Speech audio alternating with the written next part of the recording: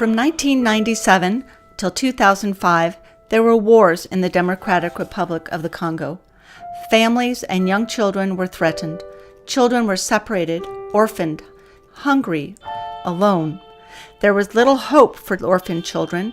Even if they were given food and shelter, what would keep them from becoming lifelong dependents on their struggling people? The United Methodist Church works for the transformation of the world, and transformation is exactly what happened at the Jamaa Letu orphanages in Lubumbashi, Katanga Province, the Democratic Republic of the Congo. As the story goes, two bishops met, and one bishop made a promise to help the other bishop take care of the children who were orphaned by the wars. The result is that churches in the Pacific Northwest Conference have pledged $80,000 annually to support these orphanages.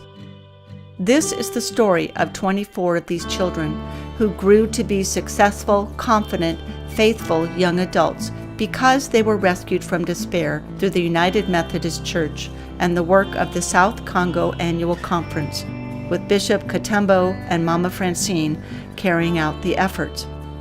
The United Methodist Church gave them a stable place with mamas to love them, to care for them, to feed them, to send them to school.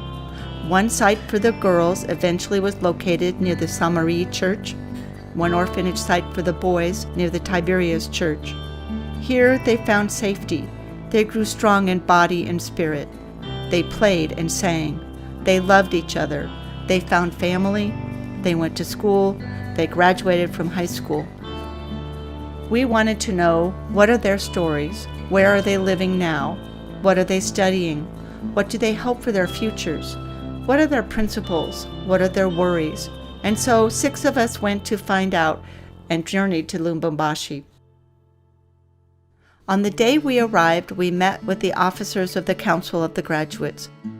Along with Rukan, they explained their roles and responsibilities for their brothers and sisters. Each person submits a proposal for the year with the budget. If it is approved, the funds are dispersed on a monthly basis. These funds are managed separately from the monies donated to operate the Jamaa Letu orphanages. Later that day, we met with the graduates at a dinner sponsored by the Rochester United Methodist Church. They greeted us with embraces and kisses, and even with the language barriers, we connected. They are beautiful people. Each student signed up to be interviewed, and the work began.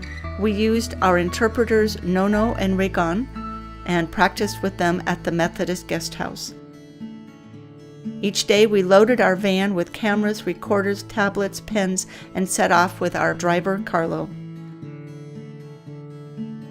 We used a variety of sites to conduct the interviews: the boys' orphanage, the girls' orphanage, a dormitory, the Church of Saint-Marie, the Church of Tiberias, the Methodist guest house, and the University of Lubumbashi campus. Every interview needed 5 people: an interviewee, an interviewer, a translator, a scribe, and a videographer. These interviews lasted 30 to 60 minutes. Every student completed an interview. Together, we laughed and we cheered. We sat and we listened, we cried, we celebrated, and to a one, these young people laid it on the line. They talked about the good, the bad, the ugly, their hopes for the future, their fears, their resilience. They talked about their past, where they had come from, how they got to Jamaa Letu. They shared their joys, their faith, their theology. They shared about their opportunities to study and their dreams for the future. They want to be entrepreneurs and study medicine and theology and law, geology, fashion design, computer programming. They told us about their principles, that they never give up, to always have hope, to give each other honest advice, to count on each other. They shared their fears of failure, of losing each other, of dying, and how to get that first job out of school. During our 10 days in Lubumbashi, we were welcomed and well cared for. 4 of the graduates prepared our breakfast and dinners. We attended a wedding. We shared dinner in the home of blessing of the first graduate. We attended church services in French and in Swahili. We played games. We sang. We were honored. On the last day, Papa Rukan asked the children of the orphanage and the graduates to send a message to you. And this is what they told us. We are grateful for your protection. You are being carried in our hearts. Your prayers have molded us. Please never stop praying for us. God will bless you and your children for your whole lives. Merci. And so now what? These graduates will grow and become productive young adults, and the younger sisters and brothers will also graduate. They will need help implementing their careers and establishing successful adult lives. There are 2 ways to give your support: supporting the operation of the Jamaa Letu orphanages and supporting the graduates and the future graduates as they pursue their education. First of all, I would like just to thank all those people who are supporting us.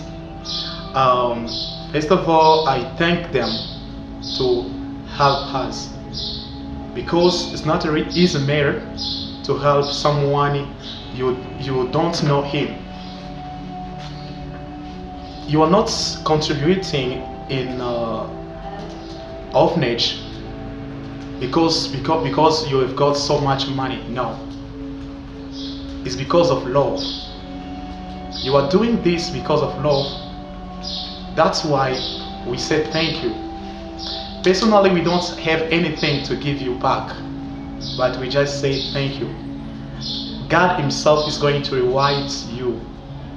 You know, it may happen as people, we can forget everything you are doing for us, but God will not forget, because you are not doing this for people or to be seen by someone else, but you are doing this in order to be seen by God. And God himself is going to protect you, is going to protect your kids, is going to protect your business. Just don't give up to help us. Keep on, and God will bless you more. Thank you.